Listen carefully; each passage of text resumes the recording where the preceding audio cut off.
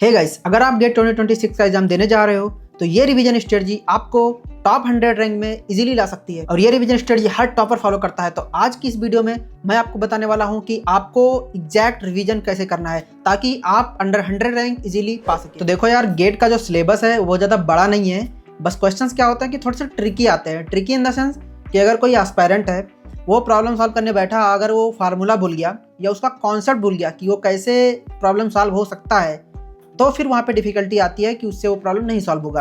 Otherwise questions इतने भी ज़्यादा हार्ड लेवल के नहीं आते हैं कि आप उसको अगर कॉन्सेप्ट पता है, आपको फार्मूला पता है, तो आप सॉल्व ही ना कर पाओ। ठीक है, तो बेस्ट स्ट्रेटजी क्या होने वाली है इस प्रॉब्लम को टैकल करने के लिए कि आप बार बार रिवीजन करो। मैंने पिछली वीडियो में बताया था यार कि revision is the best strategy, right. तो जितना ज़्यादा आप रिवीजन करोगे उतना ही ज़्यादा आपसे सिली मिस्टेक्स कम होंगी और आपका कॉन्सेप्ट स्ट्रांग होगा और आपका टाइम मैनेजमेंट बहुत अच्छा हो जाएगा। टाइम मैनेजमेंट भी बहुत ज़्यादा इंपॉर्टेंट फैक्टर होता है एग्जाम में, क्योंकि 3 आवर्स ही होते हैं। तो रिवीजन से आपके कॉन्सेप्ट जल्दी रिकॉल होंगे और वो क्वेश्चंस के फार्मूले भी जल्दी रिकॉल होंगे, तो टाइम का मैनेजमेंट भी अपने आप अच्छा हो जाएगा। ठीक है, तो देखो यार, रिवीजन करने का जो स्ट्रेटजी होता है वो सबका अपना अपना अलग हो सकता है, बट एक स्ट्रक्चर्ड वे में अगर आप रिवीजन करोगे ना तो उससे फ़ायदा क्या होगा कि आपका सारा सिलेबस कवर हो जाएगा। कुछ लोग क्या करते हैं कि बस सब्जेक्ट को ही रिवाइज करते रह जाते हैं, मतलब सब्जेक्ट जो फुल नोट्स हैं उनके फुल लेंथी वाला नोट्स उसको ही रिवीजन करते रह जाते हैं, तो उसमें ज़्यादा टाइम कंज्यूम होता है।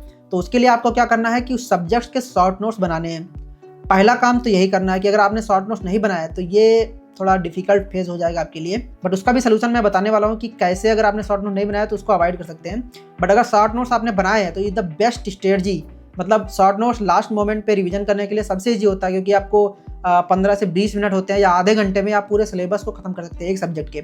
ठीक है, तो वो बेस्ट तरीका होता है कि अगर आपने शॉर्ट नोट्स बनाया है तो उसको रिवीजन करते रहिए। और जो दूसरा तरीका है वो मेरा फेवरेट तरीका है भाई, क्योंकि मैंने शॉर्ट नोट्स नहीं बनाए थे। ऑनेस्टली स्पीकिंग भाई, मैंने अपनी तैयारी के टाइम पे शॉर्ट नोट्स नहीं बनाए थे क्योंकि मेरे पास टाइम नहीं बचा था। तो मैंने क्या तरीका अपनाया था वो मैं बता रहा हूँ, और स्टैंडर्ड तरीका भी है कि मैं जब क्वेश्चंस पेपर सॉल्व करता था प्रीवियस ईयर के और मॉक टेस्ट देता था, तो उसके जो मिस्टेक्स होते थे या जो प्रॉब्लम मुझसे नहीं हो पाते थे उसको मैं एक मिस्टेक नोट करके बना लेता था कि हाँ, ये प्रॉब्लम मेरे से नहीं हुआ, क्या कॉन्सेप्ट इसमें लगा और क्या फार्मूला लगा, कहाँ पे मुझसे गलती हुई कि मैं भूल गया उस चीज़ को। तो वो नोट्स मैंने बना रखे थे। मैंने शॉर्ट नोट्स नहीं बनाए थे सब्जेक्ट के, बट वो वाले नोट्स जितने भी एग्जाम मैंने दिए थे, टेस्ट सीरीज या फिर प्रीवियस ईयर के, उसका शॉर्ट नोट्स क्वेश्चंस के जो मैं नहीं लगा पाया था, सॉल्व नहीं कर पाया था वन गो में, उसके शॉर्ट नोट्स मैंने बना लिए थे। तो ये मेरे लिए बेस्ट स्ट्रेटजी रहा, क्योंकि इससे क्या होता था कि मुझे कॉन्फिडेंस भी मिला कि मुझसे जो इजी क्वेश्चंस थे वो सॉल्व हो रहे हैं, बट जो कहीं कहीं क्रिटिकल क्वेश्चंस मिल जा रहे थे वो नहीं सॉल्व हो पा रहे हैं। इसका मतलब मुझे कॉन्सेप्ट तो आता है बट कहीं कुछ मिस्टेक हो रहा है, तो वो मैं नोट कर लेता था, एक मिस्टेक नोट करके बना रखा था। तो वो मेरे लिए बेस्ट स्ट्रेटजी था कि मैं जो मिस्टेक्स होती थी उसके नोट्स बना लेता था। तो मैं आपको भी ये सजेशन दूंगा कि आप भी ये वाला मिस्टेक्स वाला जो नोट्स है कि आपसे कुछ प्रॉब्लम नहीं सॉल्व हुआ, वो आप एक नोट्स में नोट कर लीजिए और उसको मार्क कर लीजिए कि हाँ भाई, ये प्रॉब्लम थोड़ा हार्ड है, इस टाइप का क्वेश्चन आया था और ये फार्मूला उसमें लगा था जो कि मुझे याद नहीं आया। तो ये जो 2 तरीके हैं सबसे बेस्ट तरीके हैं। पहला कि अगर आपने सब्जेक्ट्स के शॉर्ट नोट्स बना रखे हैं तो उसको रिवीजन कीजिए, पहले 5 दिन में, फिर 7 दिन में, फिर 10 दिन में, ऐसे करके कुछ स्टैंडर्ड स्ट्रेटजीज होती हैं, बट वो सब फॉलो करने की मुझे नहीं लगता कि हर कोई फॉलो करता, सबका अपना अपना स्ट्रेटजी होता है। बट जो सबसे बेस्ट तरीका मुझे लगा आज तक का वो ये है कि आप मिस्टेक्स वाले नोट्स जो बनाएंगे ना, उसका शॉर्ट नोट्स को रिवीजन करना बहुत इंपॉर्टेंट, क्योंकि उसमें आपकी क्रिटिकल थिंकिंग जो आप नहीं कर पाए हो उसका मेमोरी वहाँ पे रखा हुआ है उस नोट्स में।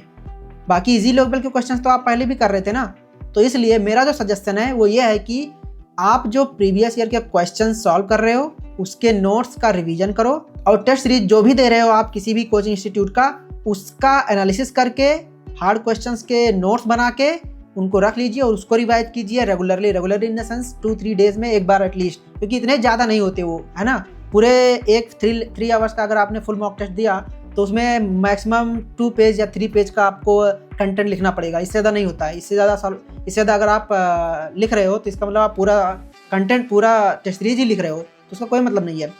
जो क्वेश्चन आपसे नहीं सॉल्व है वही आप लिखिए, तो 2-3 पेजेस मैक्सिमम है, इससे ज़्यादा वो जाएगा ही नहीं। ठीक है, तो ये लास्ट मोमेंट पे, लास्ट के 1 वीक में आप ये वाले जो मिस्टेक्स वाले नोट्स है ना, प्रीवियस ईयर के मिस्टेक्स वाले नोट्स जो आप नहीं सॉल्व कर पाए उसके जो शॉर्ट नोट्स बना रखे हैं, टेस्ट सीरीज के जो शॉर्ट नोट्स बना रखे हैं, और मॉक टेस्ट जो फुल लेंथ वाले दिए हैं उसके जो शॉर्ट नोट्स बना रखे हैं, इन सभी को आप लास्ट के वीक में बस रिवाइज कीजिए।